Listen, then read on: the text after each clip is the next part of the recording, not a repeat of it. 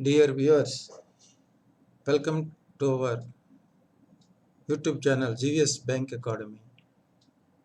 Now, today I am going to discuss about JAB, legal and regulatory aspect of banking. Memory recalled questions of previous examinations. Questions 41 to 60 we are going to discuss now. This is part 3. Part 1 and part 2 are already uploaded, that is are available on our playlist.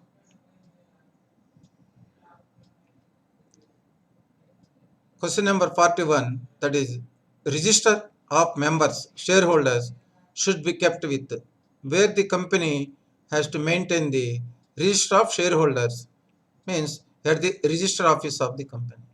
So at the register office of the company, the details are particular of shareholders members, they have to maintain. That is the question number 41. Question number 42, doctrine of ultra vires in the context of a limited company. What is meant by doctrine of ultra vires? Any act by the directors beyond the objects of the company. Any act done by the beyond the objective or objects of the company, as per the memorandum of association, is considered ultra vires. Where's the company? Company is not bound by such act. Company is not liable for that activity. But who is liable? Directors are personally liable. Even all the shareholders also cannot yeah, pass this ultra vires transaction. They cannot give consent for this. So even all the shareholders also cannot ratify this ultra vires activities. So this is about the doctrine of ultra vires, means beyond the powers of the memorandum. If any activity is executed by the directors personally. Question number 43. Maximum amount of deposit which a bank may ask while allowing locker facility to a customer. When a customer is approaching a bank and is asking a new locker, how much a bank can ask the deposit? The deposit amount is at least equivalent to 3 years rent. So 3 years advance rent they can ask as deposit plus locker break opening charges in the event of emergency. In the event of any eventuality, whatever the locker break opening charges are there, that amount plus 3 years rent in advance they can take as deposit. This is question number 40. Question number 44. As per RBI guidelines, all banks are required to classify business in various business segments with effect from 31/3/2008. The segments are, what are the segments? Treasury, one segment. Treasury, one segment. Corporate or wholesale banking, one segment. Retail banking, one segment. And other banking business. These are the 4 segments. Disclosure in the bank's balance sheet. One is treasury. Second one is corporate or wholesale banking. Third one is retail banking. Fourth one is other banking business. These are the business classification for the disclosure purpose in the bank's balance sheet.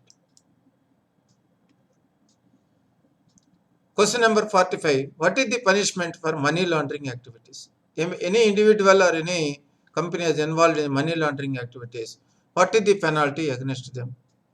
The Act prescribes that any person found guilty of money laundering activities shall be punishable with rigorous imprisonment 3 to 7 years. So, normal punishment is 3 to 7 years with rigorous imprisonment. And when the proceeds of crime involved related to offense under narcotic drugs, where the proceeds of crime involved relate to any offense under narcotic drugs, maximum 10 years. Maximum 10 years. Normally 3 to 7 years rigorous imprisonment. Where the crime involved relating to offense under narcotic drugs, 10 years. That is the rigorous imprisonment.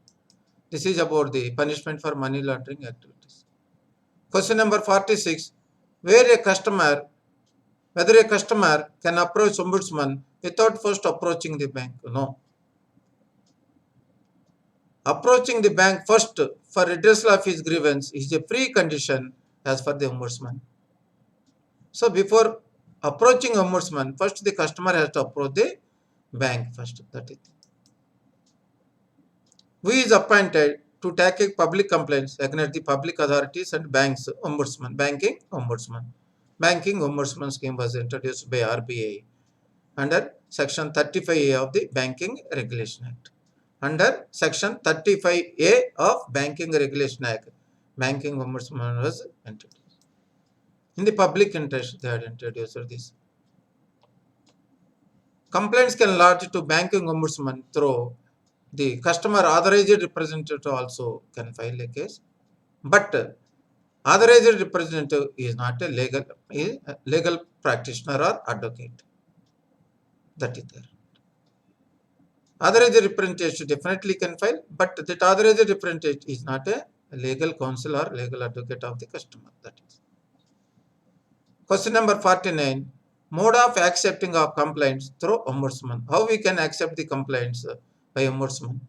Either in writing or in electronic mode, mail, etc. also, mail, fax, etc. or in writing also we can find. Question number 50. Appeal against the award of the banking ombudsman can be made to. Appeal against the award of the banking ombudsman can be made to. Award means, what is meant by award? The judgment passed by the ombudsman is called as award. The judgment passed by the banking ombudsman is called award. Against that award, where the customer will go to appeal. Appeal to Deputy Governor, Reserve Bank of India. Appellate authority against banking ombudsman is Deputy Governor RBI. Within 30 days of the receipt of the copy of the award from the ombudsman, within 30 days from the date of receipt of the copy of the order amount, the customer or the bank may appeal to Deputy Governor RBI. This is within 30 days. This is question number 50. Question number 51. Banks are required to implement the award of ombudsman unless a decision is taken to appeal. Normally within 1 month. If there was no appeal against the award of the banking ombudsman, so bank has to implement within 1 month from the date of receipt of that acceptance. Then they have to implement the award given by the ombudsman. Circumstances under which complaints will not be entertained by the banking ombudsman. Now same question, same topic is also there under principle and practice of banking also. Circumstances under which complaints will not be entertained by the banking ombudsman. One has not approached the bank redressal grievance first. First you have to approach the bank for redressal. One has not made the complaint within the limitation period. Normally, limitation period is customer has to receive the reply within 30 days. After receipt of reply within 1 year, you have to file the complaint within the ombudsman. That is called the limitation. The subject matter of the complaint is pending for disposal or has already been dealt with any other forum like court of law, consumer court. The subject matter of the complaint is already pending for disposal of any other court, consumer court or court of law, or already been dealt with any other forum also, that complaint cannot be entertained. The institution complaint is not covered under this scheme. Where the customer is complaining against the institution, that institution was not covered under the banking ombudsman scheme. The subject matter of the complaint is not within the ambit of banking. Whatever the complaint matter is there, the nature of the complaint or the cause of the complaint is not within the ambit of the banking. No, it is not covered under Banking Ombudsman Act. So these are the situations where the banking ombudsman cannot accept the customer's complaint.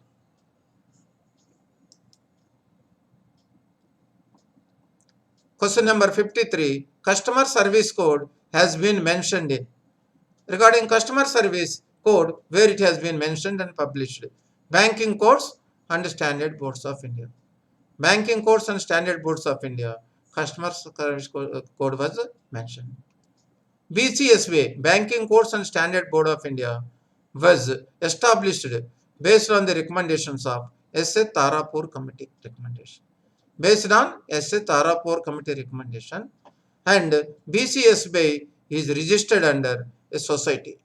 It is registered under a society, and the BCSBI is an independent or autonomous body. This is the independent and autonomous body. Question number 54. Question number 55. BCSBI is rating the banks. What is the criteria for the rating of banks by BCSBI? This is the question. Banks rating framework as per BCSBI guidelines. That is information dissemination. In the bank branches, lot of information the branches are disseminating. That is one.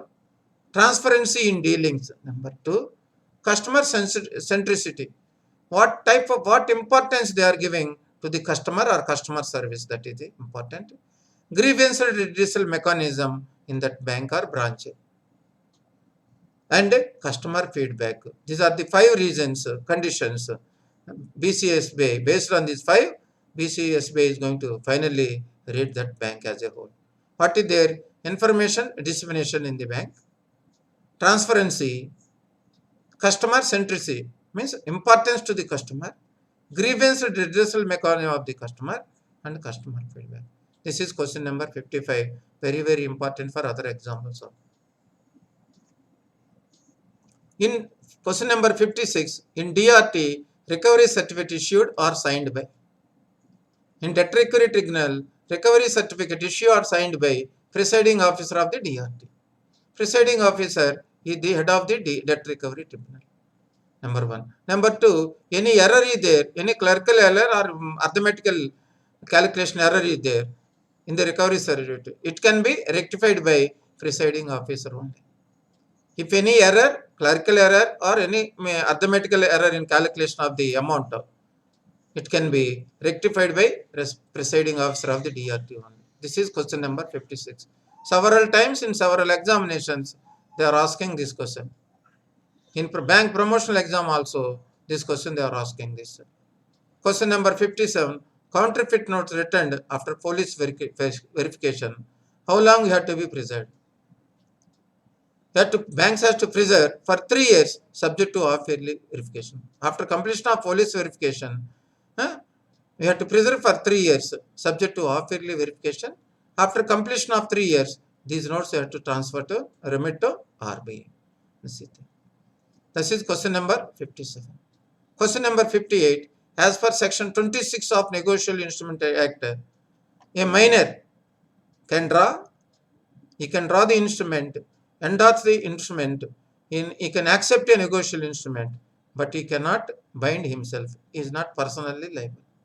So, a minor can draw, endorse, accept a negotiable instrument, but he cannot bind himself. That is question number 50. Question number 59. The aggregate total exposure limit for capital market exposure of a bank. So, how much a bank can invest in capital market or capital market related investments? That is 40% of the total net worth of the bank at the end of the previous financial year. So, for the current year, 31st March is the last year, 31st March net worth is the current year net worth. So, bank as a whole, how much they can invest in capital market or capital market related investments? 40% of the net worth of the bank. This is 59. 60. This is the 40% of the net worth. This is the guideline of Reserve Bank of India. This is the outer guidelines of Reserve Bank of India.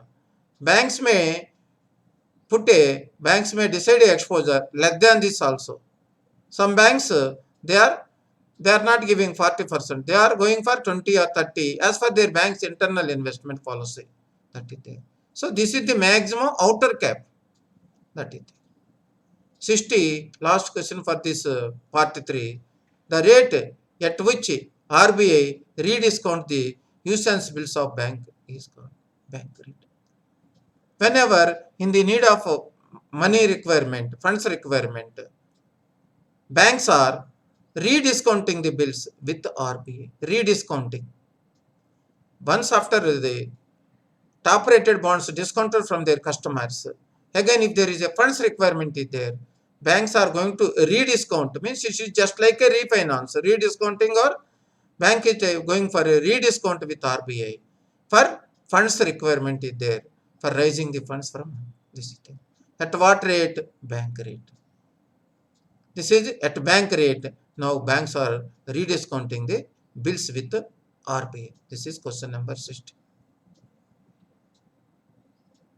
Bills supported by documents is called as documentary bills. Bills supported by documents are called documentary bills. Documentary bills. This is question number 61. Question number 62. Bills payable after certain period is called as usance bills. Bills payable after certain period is called as usance bills. Means time period is there. Time 20, 30 days, 3 months, 2 months usance bills. 63. Limitation on a bill of exchange payable at a site or after site, but not at a fixed time. Limitation on a bill of exchange payable at site or after site, but a fixed time is not there. So 3 years from the date of bill is presented. That is the limitation period. This is very important. Limitation on a bill of exchange payable at site or after site, but not at a fixed time is there in the bill. 3 years from the date of presentation, the limitation period. Question number 54. Limitation on a bill of exchange. Limitation on a bill of exchange or a promissory note payable at a fixed time means after fixed usance period, after site or after demand, the 3 years when the fixed time expires. A limitation on a bill of exchange or promissory note payable at a fixed time after site, after demand period is there. 3 years when the fixed time is expires. That is question number 64. Both are very important. Now question number 65. DRTs are controlled. Debt recovery tribunals are controlled by Recovery of Debts Due to Banks and Financial Institutions Act 1993. DRTs are established also under the Act Recovery of Debts Due to Banks and Financial Institutions Act 1993. RDDBFI Act 1993. Recovery of Debts Due to Banks and Financial Institutions Act 1993. Question number 66. Debt recovery tribunals are established by central government. This is established by central government under this act, RDDBFI Act. Recovery of debts due to banks and finance. Question number 67. Who will refer the cases to DRT? Who will file the cases before the DRT? Banks, financial institutions, non-banking financial companies, regional rural banks, and housing finance companies. Banks can file case. Banks, financial institutions, non-banking financial companies, regional rural banks, and housing finance companies are filing cases, are allowed to file cases with the DRT. DRAT can transfer the case to any other DRT within its jurisdiction. As of today, Debt Recovery Appellate Tribunal, there are 5 Debt Recovery Appellate Tribunals are there. So, under its control, within their control, each DRAT is having control of 8 to 9 DRTs. So, DRAT chairperson can transfer the case to any other DRT within its jurisdiction of the Debt Recovery Appellate Tribunal. They can transfer from one DRT to another, but jurisdiction must be within their jurisdiction. That is question number 69. Question number 70. DRAT headed by. Who is going to head the DRAT, Debt Recovery Appellate Tribunal? Is a chairperson equal to High Court judge. Equivalent to High Court judge. Head of DRAT, tenure is 5 years. His tenure, chairperson tenure is 5 years. And up to age of 70 years he can continue. So, DRAT, Debt Recovery Appellate Tribunal, headed by chairperson equivalent to High Court judge. His tenure is 5 years and he will continue up to age of 70 years. This is 16. Form from DRT to DRAT. If any customer want to appeal against the order of DRT, Debt Recovery Tribunal to DRAT, Debt Recovery Appellate Tribunal, within what time he can appeal? 45 days from the date of order of the DRT, Debt Recovery Tribunal. Within 45 days from the date of order of the DRT, Debt Recovery Tribunal, and at the time of appeal to DERAT, Debt Recovery Appellate Tribunal, party has to deposit 50% and DRAT has power to reduce to 25%.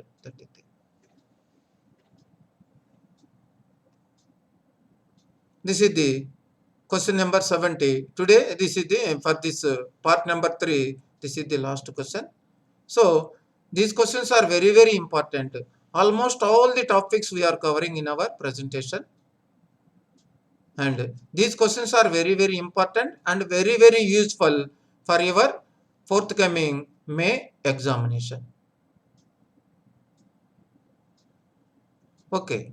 So, that's why already we had uploaded part 1 and part 2 videos and available our JAB playlist there. Number 2, already subscribed. Please inform to your friends for subscribing of our channel. Number 2. Number 3, we are regularly updating regarding JAB, CAB and promotional exam videos. For getting the direct videos, please subscribe to our channel for getting quality videos. We are also conducting online classes, online revision classes for JAB and CAB and promotional exam classes also. I wish all the best of the participants for their forthcoming examination preparation. Our part 1, part 2, part 3 presentations are very, very useful, very important for our forthcoming examination preparations. Shortly, we are going to upload part number 4 also, covering some 20-30 questions about the important. Thank you very much for all the viewers. Thank you very much for all.